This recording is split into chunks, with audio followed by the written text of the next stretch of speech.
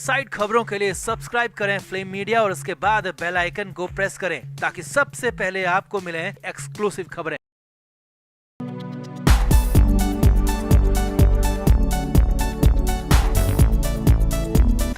एक सुनील राउत ही है जो कि लगातार संजय राउत से मिल रहे हैं।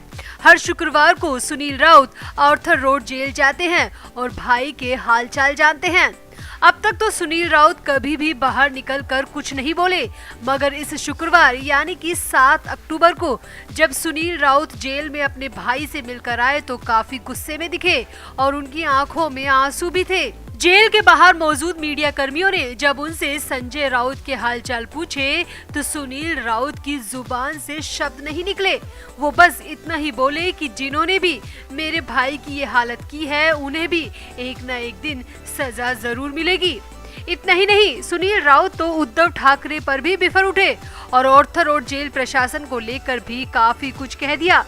तो आखिर क्यों गुस्से में है संजय राउत के भाई सुनील राउत? संजय राउत की हालत अंदर इतनी खराब है क्या जो कि सुनील राउत की आंखों से आंसू तक निकल पड़े? तो जेल के अंदर और बाहर क्या कुछ हुआ वो सब आपको बताते हैं। आप भी वीडियो को शेयर करें और कमेंट करके अपनी राय कमेंट बॉक्स में जरूर दें। तो संजय राउत को जेल में 2 महीने से ज्यादा का वक्त हो गया है। जो व्यक्ति मुंबई में राजा की तरह रहता था उसकी हालत जेल में हद से ज्यादा खराब हो चुकी है। 15 बाई 20 के कमरे में संजय राउत ने खुद को पूरी तरह से किताबों में डुबो के रखा है। जेल में पढ़ने लिखने के अलावा संजय राउत कुछ नहीं करते। सिर पर चोट के साथ ही संजय राउत की सेहत भी बेहद खराब होती जा रही है। ये सब बातें हम आपको सुनील राउत के हवाले से बता रहे हैं, जो कि हर शुक्रवार को अपने बड़े भाई संजय राउत से मिलने जाते हैं। हर शुक्रवार की तरह इस बार भी सुनील राउत संजय राउत से मिलने के लिए जेल पहुंचे, जहां कुछ मिनटों की मुलाकात के बाद उनकी बातचीत सिर्फ इंटरकॉम के जरिए ही हो पाई। सुनील राउत ने जेल से बाहर निकलकर बताया कि संजय राउत की हालत सही नहीं है। वो बेहद कमजोर हो चुके हैं और उनकी हार्ट की दिक्कत बढ़ती ही जा रही है। उन्हें बिना किसी गलत काम के सिर्फ हवाई आरोपों के चक्कर में जेल में डाल रखा है, जो कि सरासर नाइंसाफी है। सुनील राउत ने कहा कि कोर्ट को संजय राउत की हालत पर तरस खाना चाहिए और उन्हें जेल से रिहाई दे देनी चाहिए। इसके बाद मीडिया कर्मियों ने पूछा, सिर्फ आप ही जेल में मिलने क्यों आते हो? परिवार से कोई और सदस्य क्यों नहीं आता? और उद्धव ठाकरे अब तक संजय राउत से क्यों नहीं मिले? अब ये सवाल सुनते ही सुनील राउत बुरी तरह भड़क उठे। जी हाँ, ये सवाल सुनकर सुनील राउत को गुस्सा आ गया। अपने गुस्से को काबू में रखते हुए सुनील राउत ने कहा, जेल में मिलने की इजाजत कोर्ट के जरिए सिर्फ मुझे और वकीलों को मिली है। मैं सप्ताह में 1 बार यानी कि हर शुक्रवार को मिल सकता हूं और वकील सप्ताह में 2 बार संजय राउत से मुलाकात कर सकते हैं। सुनील राउत ने आगे कहा कि अभी तक संजय राउत की पत्नी वर्षा राउत और उनकी बेटियां उनसे कोर्ट में सुनवाई के दौरान ही मिल पाई है और पार्टी के कई नेता भी कोर्ट में सुनवाई के दौरान संजय राउत से मिलने के लिए आते रहते हैं। अब यहाँ पर सुनील राउत ने तंज मारने के अंदाज में कहा कि माना कि जेल में मिलने के लिए कोर्ट की परमिशन चाहिए होती है, मगर कोर्ट में सुनवाई के दौरान तो कोई भी मिल सकता है, किसी को मनाही थोड़े ही ना है। अब सुनील राउत ने उद्धव ठाकरे का नाम तो नहीं लिया, मगर उद्धव ठाकरे के लिए कह दिया कि परमिशन का तो बहाना है, अगर किसी को मिलना है तो कोर्ट के बाहर भी संजय राउत से मिला जा सकता है। सुनील राउत ने ये भी कहा कि परिवार के सदस्यों के साथ ही कई नेता भी संजय राउत से मिलने के लिए कोर्ट के बाहर आते हैं और मिलकर भी जाते हैं। अगर किसी को मिलना है तो वो भी कोर्ट के बाहर आ सकता है। यहाँ आपको बता दें कि कुछ दिनों पहले ही ये खबर आई थी कि उद्धव ठाकरे ने संजय राउत से मिलने के लिए आर्थर रोड जेल से परमिशन मांगी थी, मगर जेल प्रशासन ने ये कहते हुए इनकार कर दिया कि परमिशन हम नहीं दे सकते, परमिशन कोर्ट से लानी होगी। और इसके बाद उद्धव ठाकरे ने दोबारा संजय राउत से मिलने की किसी भी तरह की कोशिश नहीं की और माना जा रहा है कि सुनील राउत का ये बयान उसी वजह से निकलकर सामने आया है। अब इसके बाद सुनील राउत ने ये भी बताया कि संजय राउत सिर्फ अपने कमरे से बाहर कैंटीन से कुछ लेने के लिए निकलते हैं, वो भी कभी कभार। खाना हम घर से भिजवाते हैं, जहां वो अपनी डाइट का 1/4 खाना भी नहीं खा रहे क्योंकि उनकी सेहत ही ठीक नहीं है, मगर जेल प्रशासन उनकी हेल्थ को लेकर ज्यादा सीरियस नहीं दिख रहा है। ये सब बताते हुए सुनील राउत कभी गुस्से में तो कभी बेहद निराश लग रहे थे। अब वो ही एक अकेले ऐसे शख्स हैं जो कि संजय राउत की हालत को अपनी आंखों से जेल के अंदर देख कर आ रहे हैं। अब उनके चेहरे पर आया गुस्सा और आंखों में दिख रही निराशा इस बात का पूरा सबूत है कि संजय राउत की हालत वाकई में जेल के अंदर खराब हो सकती है। तो क्या संजय राउत की हालत जेल के अंदर वाकई खराब है या फिर 10 अक्टूबर को जमानत की सुनवाई के लिए हेल्थ को हथकंडा बनाने की ये कोई नई तरकीब है? आप भी अपनी राय कमेंट बॉक्स में जरूर दें और वीडियो को भी शेयर करें।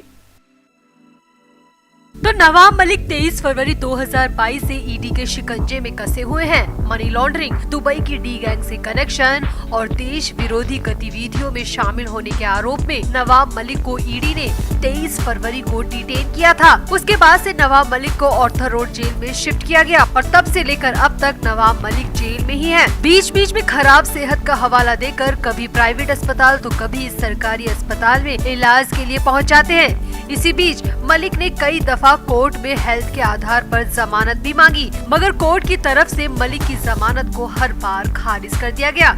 मलिक अब तक तो शांत थे, मगर जैसे ही राजनीति में उनके साथी और जेल में भी उनके साथी अनिल देशमुख को जमानत मिली तो मलिक की शांति पूरी तरह भंग हो गई। अब ये मानवीय स्वभाव है कि कोई भी व्यक्ति अगर उसका दोस्त तरक्की ना कर पाए तो वो उसकी मदद करता है, मगर वो ही दोस्त अगर तरक्की कर ले तो उससे ईर्ष्या करने लगता है। तो जैसे ही देशमुख को जमानत मिली और 11 महीने बाद देशमुख जमानत से बाहर आए तो मलिक की भी बेचैनी बढ़ गई और मलिक ने मिलने के लिए वकील को भी बुला लिया और वकील के जरिए मलिक हाई कोर्ट की स्पेशल बेंच में पहुंच गए।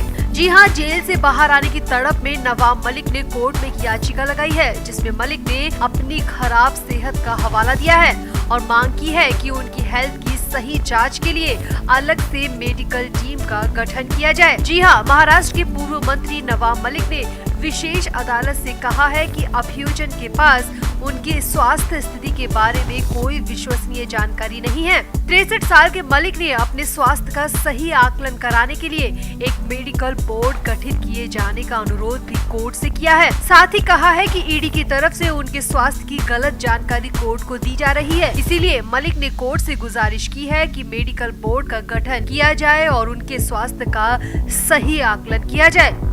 यहाँ आपको बता दें कि शरद पवार की पार्टी एनसीपी के नेता नवाब मलिक अभी न्यायिक हिरासत में ही है। किडनी से जुड़ी बीमारियों और अन्य स्वास्थ्य समस्याओं को लेकर मई के महीने से मुंबई के एक निजी अस्पताल में उनका इलाज चल रहा है। मई से लेकर अब तक मलिक जेल के बजाय अस्पताल में खूब मौज काट रहे हैं और जब जब ईडी उन्हें वापस जेल में शिफ्ट किए जाने की मांग करती है तो मलिक हर बार अपने खराब स्वास्थ्य का हवाला देते हैं और जेल जाने से बच जाते हैं। यहाँ आपको ये भी बता दें कि मई के महीने में मलिक ने कोर्ट में याचिका लगाई थी और मांग की थी कि उनका इलाज मुंबई के कुर्ला स्थित क्रिटी केयर अस्पताल में किया जाए, जिस पर कोर्ट ने उन्हें परमिशन दे दी थी। हालांकि कोर्ट ने कहा था कि मलिक अपने खर्चे पर इलाज कराएंगे और सुरक्षा में जितनी भी एस्कॉर्ट लगेगी उसका भी सारा खर्चा नवाब मलिक को ही देना होगा। इन शर्तों के आधार पर मलिक मई से लेकर अब तक क्रिटी केयर अस्पताल में ही इलाज करा रहे हैं और क्रिटी केयर अस्पताल एकदम 5 स्टार होटल के जैसा है। तो मलिक कितनी मौज काट रहे हैं ये हम सब अंदाजा लगा सकते हैं। हाल ही में ईडी ने भी कोर्ट में याचिका लगाकर कहा था कि वो नवाब मलिक को फिर से